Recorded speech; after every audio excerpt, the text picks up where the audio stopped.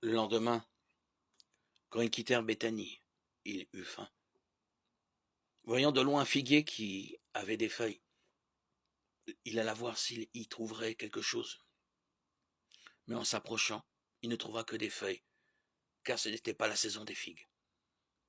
Alors il dit au figuier, que jamais plus personne ne mange de tes fruits. Et ses disciples écoutaient. Il arrive à Jérusalem, alors Jésus entra dans le temple et se mit à expulser ceux qui vendaient et ceux qui achetaient dans le temple. Il renversa les comptoirs des changeurs et les sièges des marchands de colombes. Et il ne laissait personne traverser le temple en portant quoi que ce soit. Il enseignait et il déclarait aux gens. L'Écriture ne dit-elle pas, ma maison s'appellera maison de prière pour toutes les nations. Or, vous en avez fait une caverne de bandits.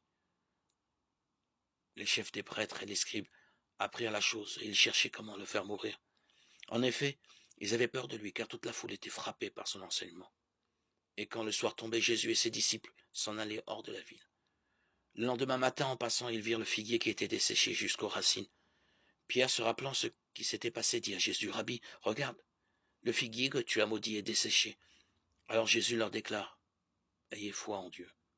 Amen, je vous le dis, tout homme qui dira à cette montagne, enlève-toi de là et va te jeter dans la mer, s'il ne doute pas dans son cœur, mais croit que ce qu'il dit va arriver, celui-là lui sera accordé.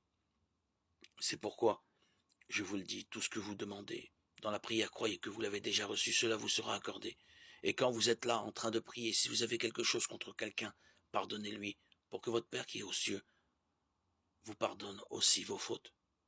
Marc 11, 12, 25.